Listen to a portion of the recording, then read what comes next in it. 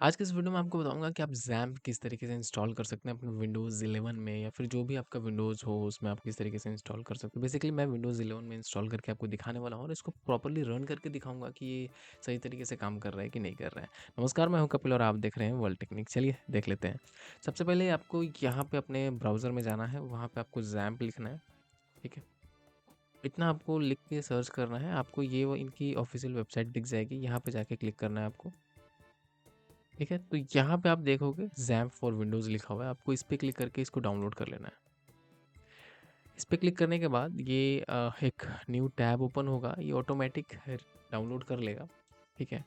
अगर आपने path choose करने वाला ऑप्शन लगाया होगा तो आपको डायरेक्टली पाथ चूज़ करने के लिए आएगा। जस्ट इन केस अगर नहीं आता या फिर ऑटोमेटिक डाउनलोड नहीं होता है तो यहाँ पे क्लिक हियर का बटन है, सो आप इस पे क्लिक करके भी डाउनलोड कर सकते हैं। तो यहाँ पे आप देख सकते हैं ये ऑटोमेटिक आया और मैं यहाँ पे एक पाथ चूज़ कर लेता हूँ, इसको सेव कर लेता हूँ।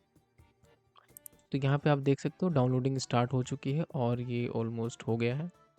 डायरेक्टली आप यहाँ पे क्लिक करके इंस्टॉल कर सकते हैं। मैंने इसके ऊपर डबल क्लिक किया, आप यहाँ पे यस क्लिक करना है आपको।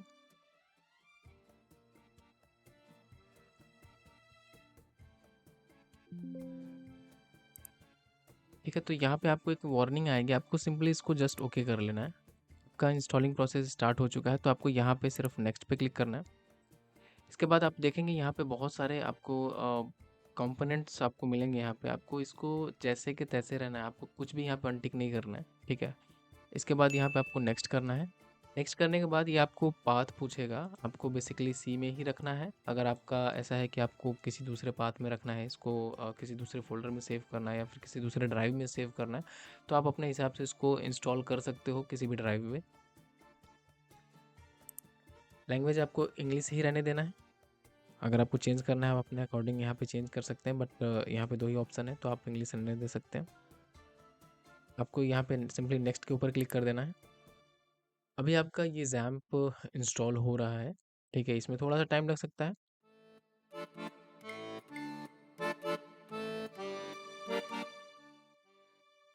कि एक बार ये आपका प्रोसेस कंप्लीट हो जाएगा, तो मेरे सिस्टम पे अराउंड 6 से 7 मिनट के आसपास इसने टाइम लिया इसको कंप्लीट करने में। अब ये कम्प्लीटली आपके सिस्टम के ऊपर डिपेंड करता है कि उसमें क्या कॉन्फ़िगरेशन है और उसके हिसाब से वो क्या टाइम ले रहा है, ठीक है?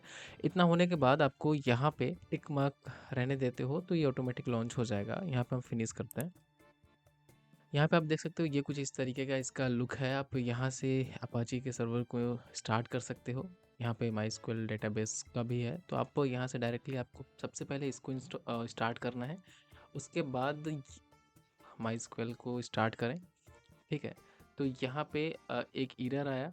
मोस्ट ऑफ द केसेस बहुत बार ऐसा आपके साथ भी होगा कि अगर ये इस टाइप की एरर आते हैं, आप वापस से रिट्राई करो, ठीक है। आप वापस से अपने सर्वर को बंद करो, इसको स्टार्ट करो अगेन और थोड़ा वेट करो, देन उसके बाद आप माइस्क्वेल डेटाबेस को स्टार्ट करो। आप यहाँ पे देख सकते हैं ये इस बार स्टार्ट हो चुका है और मैं आपको इसको ब्राउज़र में दिखाता हूँ, ठीक है।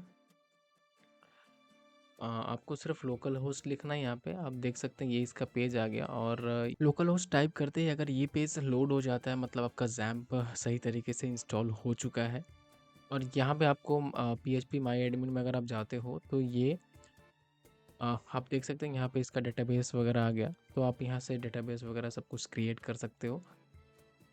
और बेस्ट वे मैं आपको बता दूँ, अगर आपको इसके ऊपर आपने काम कर लिया और आपको इसको क्लोज़ करना है, तो आप डायरेक्टली इसको क्लोज़ ना करें। पहले सबसे पहले आपको इसको स्टॉप करना है, ठीक है? तो एक बार आप इसको स्टॉप करें, देन उसके बाद इसको स्टॉप करना है। इसके बाद ही आप इसको क्लोज़ करें, ताकि अगर आप डायरेक्टली इसको क्लोज़ करोगे तो चांसेस है कि बहुत सारे एरर आपको नेक्स्ट टाइम ये देगा। तो इस चीज़ से आप एक बार बचें। इस तरीके से आप इसको इंस्टॉल कर सकते हैं और अगर आपको डायरेक्टली सर्च करना है तो आप यहाँ पे जाके ज़ैम्प सर्च करेंगे, तो आप यहाँ से इसको ओपन कर सकते हैं और ये सेम ऐसे ही आप अगेन आप इसको इस तरीके से स्टार्ट कर सकते हैं और दोनों चीज़ें आप स्टार्ट कर सकते हैं यहाँ पे, ठीक है। आप देख रहे हैं ये प्रॉपर्ली रन हो रहा है। ओके, तो आज की वीडियो में मैंने आपको इसके सारे प्रोसीजर बता दिए, किस तरीके से आपको इंस्टॉल करना है। इसके ऊपर बहुत सारी वीडियोज़ हो सकता है इन फ्यूचर में आएँ। अगर आपको कोई भी प्रॉब्लम होती है, तो आप कमेंट करके ज़रूर बताएँ अगर इंस्टॉलिंग से रिलेटेड कोई भी प्रॉब्लम हो या फिर ये रन नहीं कर रहा है प्रॉपर्ली, कोई एरर दे रहा है आपको, तो आप कमेंट करके ज़रूर बता सकते हैं। डिस्क्रिप्शन में मैं आपको कुछ लिंक्स दे दूँगा इन फ्यूचर अगर इसके ऊपर कुछ आर्टिकल वगैरह आते हैं, तो उसकी लिंक आपको डिस्क्रिप्शन में मिल जाएगी। तो एक बार जाते-जाते डिस्क्रिप्शन भी चेक कर लेना। आज की इस वीडियो में इतना ही था। मुझे उम्मीद है आज की ये वीडियो आपको पसंद आई होगी। वीडियो अच्छी लगी हो, वीडियो को लाइक करें, चैनल को सब्सक्राइब नहीं किया तो सब्सक्राइब करना मत भूलिएगा। आगे हम बहुत सारे ट्यूटोरियल्स लाने वाले हैं, तो हमारी एक सीरीज़ आने वाली है, आप फॉलो कर सकते हो। मैं मिलता हूँ आपसे अगली वीडियो में, इसी के साथ this is Kapil signing off. जय हिंद, जय भारत।